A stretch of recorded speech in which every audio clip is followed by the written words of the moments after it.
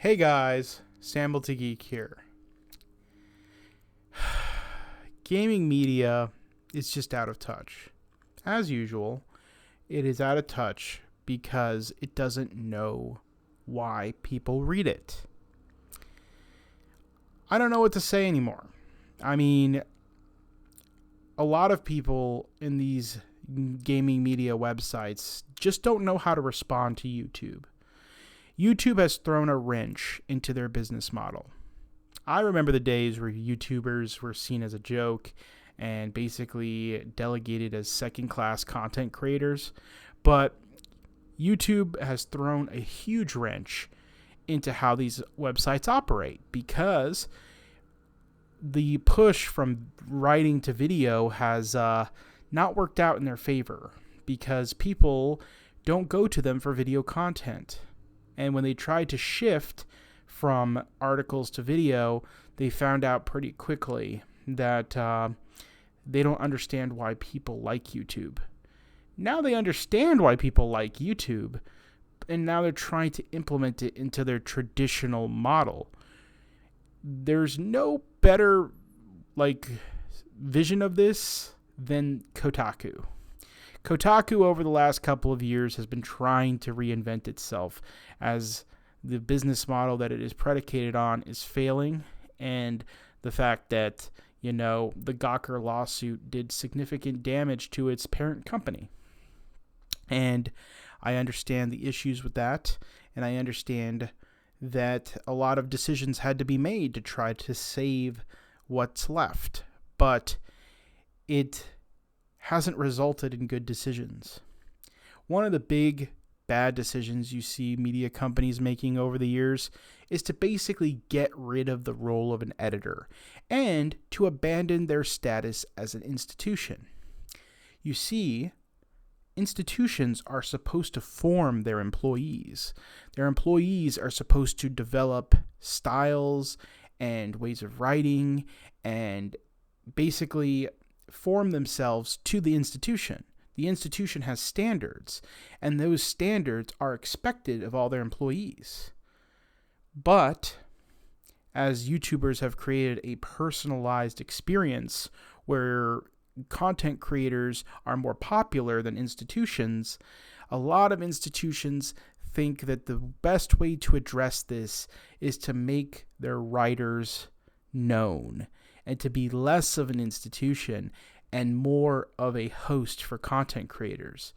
This has the unfortunate side effect of making those content creators more powerful than the people that are supposed to oversee them, such as editors. And editing decisions that would normally take place get thrown out. Kotaku released a PlayStation 5 review. PlayStation 5 reviews, you would imagine the primary customer would not be people who consistently read the website, but people who are looking to buy a very expensive machine and need a quick and easy reference guide on the differences between it and the previous machine, it and its competition, and what the features are offered at the time that the device is released. So what does Kotaku do? They turn this into a column. The PlayStation 5 review, which honestly is probably one of the primary factors that will drive traffic to the website, is written like a column. Nobody cares. Nobody cares who is reading this review. Well, I guess not nobody, but the majority of people do not care about the struggles you had as a writer when producing the review. They're not interested in it. They probably typed into Google PlayStation 5 review, and it was one of the first results, and that's why they're reading it. And when the first couple of things are about this weird intrapersonal, perspective about the time period we're living in and trying to review a console, no one cares. They just want a down and dirty breakdown of why this console is worth or not worth the money that they want to spend on it. if you wanted to, you could write a separate article as a column talking about this stuff. And a lot of your normal readers would be interested in it.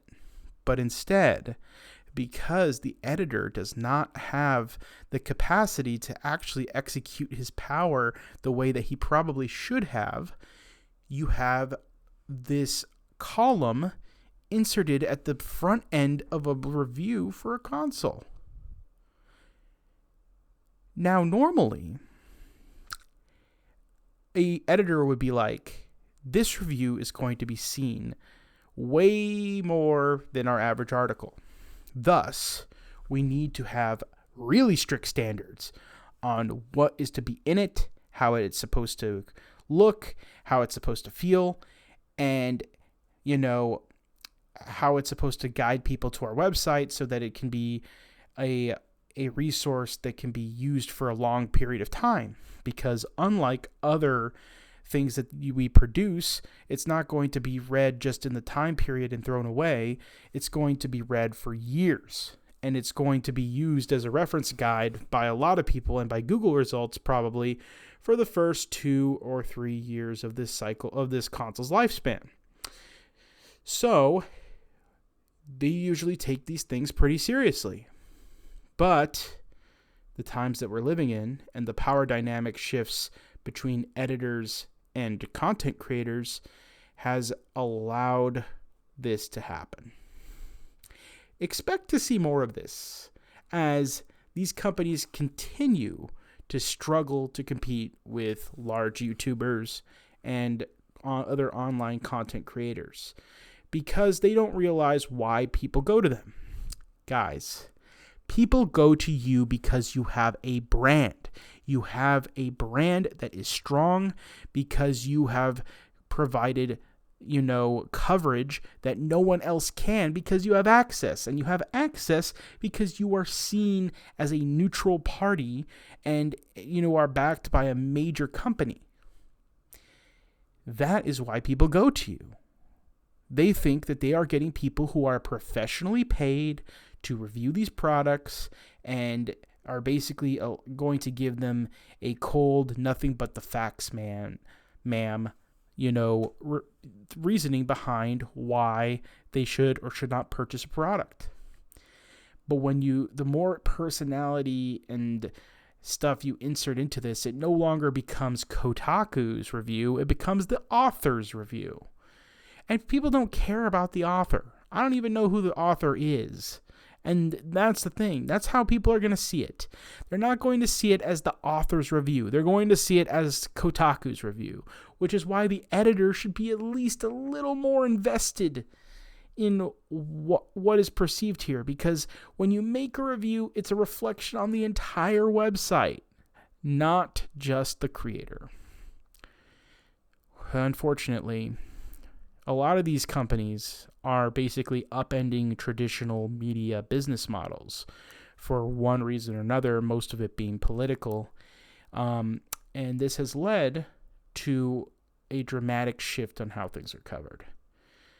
So I don't expect video game journalism to recover to the way it used to be. I expect more of this stuff, more of them failing to compete with YouTube, and more of them trying to get us to care about some, writer in San Francisco who got a job at Kotaku or IGN and is living with 5 roommates who also write for Kotaku and IGN, and they just spout their opinions to each other all day and then make podcasts and write articles.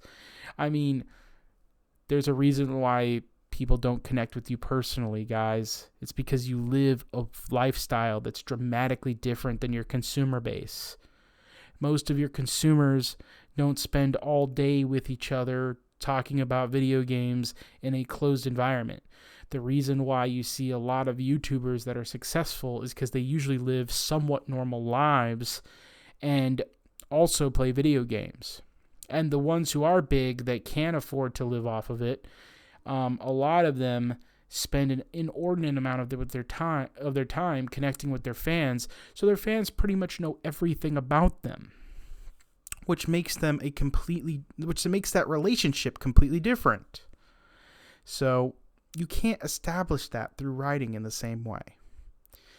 You need to focus on your strengths. Focus on the fact that you're a major institution with years of respect behind your name, and use that as a bully pulpit to your writers to produce high quality product reviews that will allow people to just go to your website without thinking. This causes friction. This makes people think about the content that they want to consume, and it turns people off. And eventually, YouTube and other places are going to find ways to replace you in that regard too, if you do not fill that market. Samuel out.